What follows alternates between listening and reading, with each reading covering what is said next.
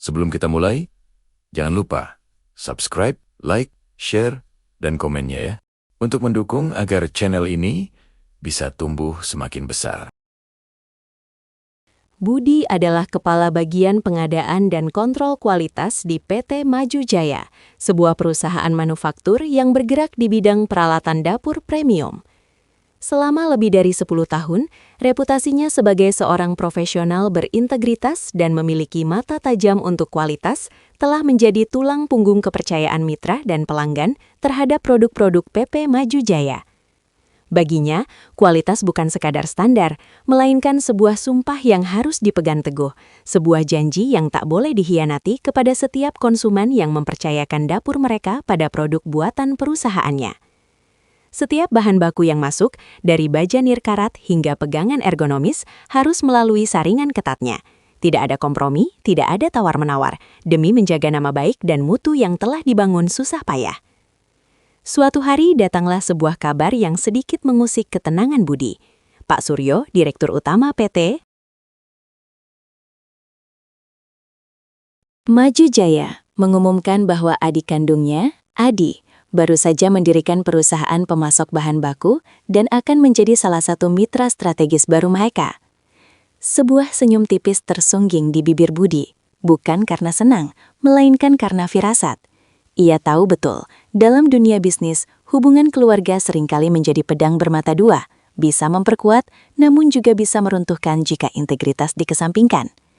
Ia berharap Adi memiliki profesionalisme yang sepadan, namun pengalaman mengajarkannya untuk selalu waspada. Beberapa minggu kemudian, kiriman bahan baku pertama dari perusahaan Adi tiba di gudang PT Maju Jaya. Budi, seperti biasa, memimpin timnya untuk melakukan inspeksi menyeluruh. Dengan teliti, ia memeriksa setiap detail, dari sertifikasi mutu hingga kondisi fisik barang. Matanya yang tajam segera menangkap kejanggalan. Baja nirkarat yang seharusnya memiliki grade SUS 304 dengan ketebalan dan komposisi kimia tertentu terasa berbeda. Ada noda-noda kecil yang tidak seharusnya ada, dan hasil uji kekerasan awal menunjukkan angka di bawah standar minimum yang ditetapkan perusahaan. Ini tidak sesuai, Pak Budi, ujar salah satu stafnya memperlihatkan hasil uji laboratorium pendahuluan. Budi mengangguk, raut wajahnya serius. Saya juga merasakan hal yang sama. Lakukan uji penuh, dan pastikan setiap parameter diukur dengan akurat. Kita tidak bisa main-main dengan kualitas. Hasil uji penuh mengonfirmasi kecurigaan Budi. Bahan baku dari perusahaan Adi jelas-jelas berada di bawah standar. Jika digunakan, produk akhir PT Maju Jaya akan mudah berkarat, cepat rusak, dan yang paling parah, akan merusak reputasi yang telah dibangun selama puluhan tahun. Tanpa ragu, Budi membuat laporan penolakan.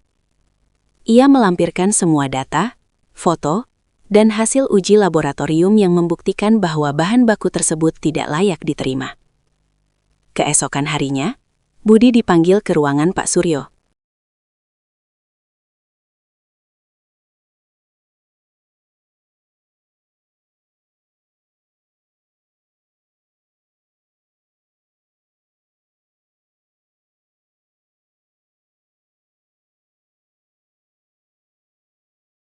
Aroma kopi pahit dan ketegangan langsung menyambutnya. Pak Suryo duduk di balik meja besarnya, wajahnya merah padam. Di hadapannya, tergeletak laporan penolakan yang dibuat Budi. Budi, apa-apaan ini? Tanya Pak Suryo dengan nada tinggi, menunjuk laporan itu. Kenapa kamu menolak bahan baku dari Adi? Dia adik saya. Budi berdiri tegak, tak gentar. Maaf Pak Suryo, saya menolak bahan baku tersebut karena tidak memenuhi standar kualitas yang telah kita tetapkan. Ada bukti-bukti konkret dari hasil uji laboratorium yang menunjukkan grade baja tersebut di bawah standar. Ada potensi korosi dini dan ketahanan terhadap panas juga diragukan. Menerima bahan baku ini sama saja dengan mengorbankan kualitas produk kita dan kepercayaan pelanggan. Tapi ini adik saya, Budi. Kita baru memulai kerjasama dengannya. Kamu tidak bisa langsung menolaknya begitu saja. Apa kata orang nanti? Desak Pak Suryo. Suaranya mengandung ancaman terselubung. Bukankah bisa kita tolerir sedikit?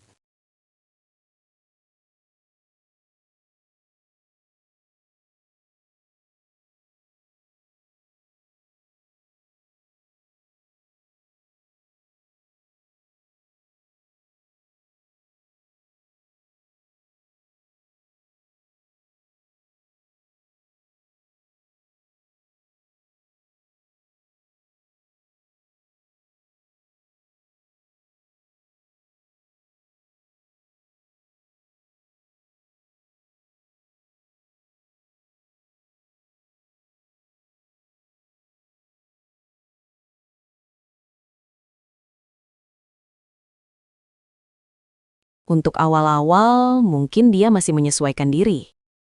Toleransi terhadap kualitas adalah awal dari kehancuran Pak Suryo. Balas budi. Suaranya tegas namun tetap hormat. Jika kita menerima bahan baku di bawah standar, kita bukan hanya mempertaruhkan reputasi perusahaan, tetapi juga seluruh investasi yang telah kita tanamkan. Kita sudah bekerja keras membangun merek yang identik dengan keunggulan. Apakah kita rela menghancurkannya demi menjaga hubungan personal? Bagaimana jika produk kita rusak di tangan konsumen? Siapa yang akan disalahkan? Tentu saja PT Maju Jaya, bukan pemasoknya. Pak Suryo menggebrak meja. Kamu ini terlalu kaku, Budi.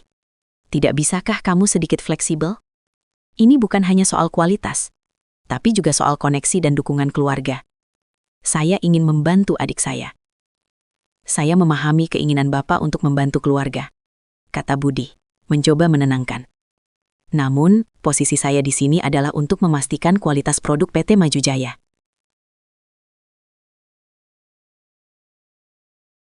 Tugas saya adalah melindungi perusahaan dari risiko. Jika bahan baku itu diterima, risiko yang kita hadapi jauh lebih besar daripada keuntungan dari hubungan keluarga ini. Kita bisa kehilangan semua mitra kerja, semua pelanggan. Ini adalah standar minimum yang tidak bisa ditawar. Mata Pak Suryo menyala marah. Ia merasa Budi telah menantang otoritasnya, mengabaikan hubungannya, dan meremehkan keputusannya. Baginya, Budi telah melewati batas. Cukup, Budi.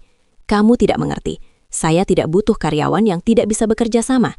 Jika kamu tidak bisa berkompromi dalam hal ini, berarti kamu tidak cocok lagi di sini. Hati Budi mencelos. Ia tahu apa yang akan terjadi selanjutnya, namun ia tidak menyesal. Ia telah melakukan yang terbaik untuk perusahaan, sesuai dengan prinsipnya. Jadi Bapak memilih untuk mengorbankan kualitas demi hubungan personal? Tanya Budi, menatap lurus ke mata Pak Suryo. Saya memilih untuk menjalankan perusahaan ini sesuai dengan visi saya, jawab Pak Suryo dingin. Dan visi saya tidak termasuk memiliki karyawan yang terus-menerus menentang keputusan direktur utamanya. Mulai hari ini, kamu tidak perlu lagi bekerja di PT Maju Jaya, Budi. Saya akan menyiapkan surat pemutusan hubungan kerja dan semua hak-hakmu. Kata-kata itu bagai palu godam yang menghantam. Namun anehnya, Budi merasakan sedikit kelegaan. Beban berat menjaga kualitas di tengah tekanan internal kini terangkat. Ia telah berpegang pada prinsipnya hingga akhir. Baik, Pak Suryo, ucap Budi, suaranya tenang. Saya menerima keputusan Bapak. Saya harap Bapak tidak akan menyesalinya di kemudian hari. Saya pamit. Dengan kepala tegak, Budi meninggalkan ruangan itu. Ia tahu ia baru saja kehilangan pekerjaan yang sangat ia cintai. Namun ia juga tahu ia telah menjaga integritasnya. Rekan-rekan kerjanya terkejut mendengar kabar pemecatan Budi. Mereka tahu betapa berharganya Budi bagi perusahaan, dan banyak yang merasa ada sesuatu yang tidak beres. Namun, tidak ada yang berani menentang keputusan Pak Suryo. Minggu itu, Budi menghabiskan waktunya untuk memulihkan diri dan mulai menyusun strategi mencari pekerjaan baru. Dengan rekam jejaknya yang cemerlang dan reputasinya yang tak tercela, ia yakin akan segera mendapatkan posisi yang sesuai. Ia memang kecewa, tetapi jauh di lubuk hatinya, ia merasa bangga karena tidak pernah mengkhianati nilai-nilai profesionalisme yang ia junjung tinggi. Sementara itu, di PT Maju Jaya, kekacauan mulai merayap. Setelah Budi pergi, Pak Suryo segera menunjuk kepala bagian baru yang lebih fleksibel. Bahan baku dari perusahaan Adi akhirnya diterima dan digunakan dalam produksi. Awalnya, tidak ada masalah yang terlihat. Namun, hanya dalam beberapa hari, laporan-laporan aneh mulai bermunculan. Mitra distribusi utama, PT Sentosa Makmur, menerima keluhan dari beberapa toko retail mengenai produk panci terbaru PT Maju Jaya, yang mulai menunjukkan tanda-tanda korosi, bahkan sebelum digunakan secara intensif. Sebuah pesanan besar dari mitra ekspor di Eropa, yang sangat ketat dalam standar kualitas, menolak seluruh pengiriman setelah uji sampel mereka menunjukkan kualitas material di bawah spesifikasi yang disepakati. Ini tidak pernah terjadi sebelumnya, keluh Pak Andi, manajer pemasaran, kepada Pak Suryo. Selama ada Budi, keluhan kualitas hampir tidak ada. Sekarang, baru seminggu, masalah sudah menumpuk. Pak Suryo mencoba menepis kekhawatiran itu, menyalahkan kesalahan teknis kecil dan penyesuaian awal. Namun, masalah itu tidak berhenti. Mitra-mitra kerja PT Maju Jaya, yang selama ini sangat bergantung pada jaminan kualitas yang diberikan oleh Budi, mulai merasa gelisah. Mereka tahu, Budi adalah benteng terakhir yang menjaga mutu produk. Kepergian Budi, yang dikenal sangat prinsipil, memicu kecurigaan bahwa standar perusahaan telah menurun drastis. PT Global Komponen, pemasok komponen elektronik penting yang telah bekerja sama dengan PT Maju Jaya selama belasan tahun, adalah yang pertama mengambil langkah drastis. Mereka membatalkan pesanan untuk bulan berikutnya, menyatakan bahwa mereka kehilangan kepercayaan terhadap proses kontrol kualitas internal PT Maju Jaya setelah kepergian Budi.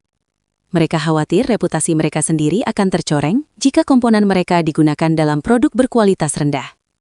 Kemudian datanglah pukulan telak dari PT Sentosa Makmur. Mereka secara resmi mengumumkan penghentian kerjasama distribusi. Kami tidak bisa lagi menjamin kualitas produk Anda kepada pelanggan kami, kata Direktur PT Sentosa Makmur dalam rapat darurat dengan Pak Suryo. Tanpa Budi, kami tidak memiliki jaminan bahwa produk yang kami distribusikan akan memenuhi ekspektasi. Kepercayaan adalah segalanya dalam bisnis ini, dan kami merasa kepercayaan itu telah rusak. Berita penghentian kerjasama ini menyebar dengan cepat di industri. Mitra-mitra lain, dari pemasok kemasan hingga penyedia layanan logistik, mulai menarik diri satu persatu. Mereka semua memiliki alasan yang sama. Hilangnya Budi telah menghapus jaminan kualitas yang selama ini menjadi dasar kerjasama mereka. Bukan hanya karena produk mulai bermasalah, tetapi karena hilangnya figur kunci yang menjadi personifikasi integritas perusahaan. Mereka tidak lagi percaya pada sistem tanpa Budi yang mengawasinya. Dalam waktu kurang dari 2 minggu setelah pemecatan Budi, PT Maju Jaya berada di ambang kehancuran. Pesanan dibatalkan, produksi terhenti karena tidak ada bahan baku berkualitas yang bisa diandalkan, dan yang paling parah, kepercayaan pasar telah menguap. Bank-bank mulai menarik fasilitas kredit, pemasok menuntut pembayaran di muka, dan karyawan mulai mengundurkan diri massal karena ketidakpastian. Pak Suryo duduk di kantornya yang kini terasa begitu sepi, menatap tumpukan surat pemberitahuan penghentian kerjasama. Wajahnya pucat, dipenuhi penyesalan yang mendalam. Ia telah mengorbankan segalanya demi membantu adiknya, demi menunjukkan kekuasaannya, dan kini ia harus membayar harga yang sangat mahal. Perusahaan yang telah dibangunnya dengan susah payah selama puluhan tahun, kini diambang kebangkrutan total. Ia teringat kata-kata Budi, "Saya harap Bapak tidak akan menyesalinya di kemudian hari." Penyesalan itu kini menghantamnya seperti gelombang pasang. Seminggu kemudian, PT Maju Jaya resmi dinyatakan bangkrut. Semua aset dilikuidasi, ratusan karyawan kehilangan pekerjaan, dan nama besar yang pernah harum di industri, kini tinggal kenangan pahit.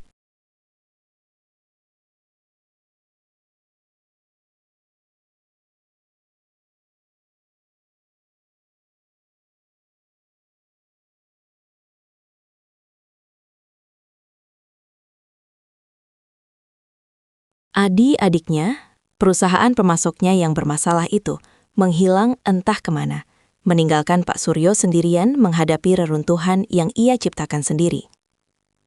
Di sisi lain, Budi telah menemukan pekerjaan baru di sebuah perusahaan multinasional yang bergerak di bidang yang sama, namun dengan skala yang jauh lebih besar dan standar kualitas yang jauh lebih ketat.